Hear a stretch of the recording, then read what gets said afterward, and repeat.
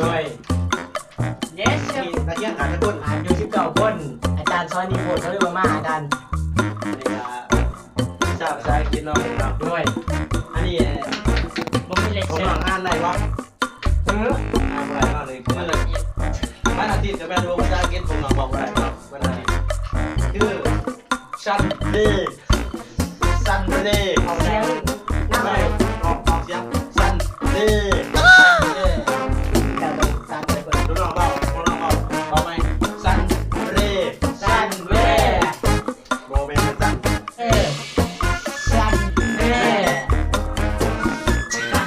มันที่สองเนาะมันเร่อัน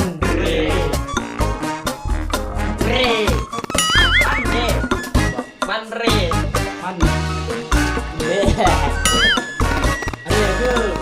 Wednesday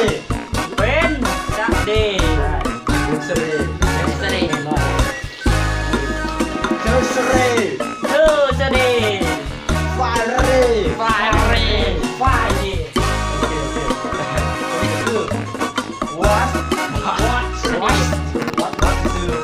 What แปลว่าอย่าง What แปลว่าแม่นยังหรืออีหยังด้วยเข้าใจบ่ด้วยโอเคอาจารย์เนี่ยกูบ่อาจารย์น้องก็ทำได้นี่โอเคกูบ่ลงไปตลาดสิทำภาษาอังกฤษคือว่าจังได๋น้องไปตลาดบ่น้องอยากรู้ครับอันนี้คือภาษาอังกฤษถามสิครับบ่น้องเราค่อยว่า What the fuck น้องไปใส่เบิ่งเด้อหาสิได้บ่นี่ได้ครับมันเด้นะแม่นบ่อันตับอาจารย์มันยังตับเล่นว่าอีกคืออาจารย์เฮ้ยสอนบ่ถูกนะเข้าว่าจังซั่นน้องมันอีกคือมันตับเล่นยังไงมันคือมันเรเราบอกว่ามันเรมันถึงมันเด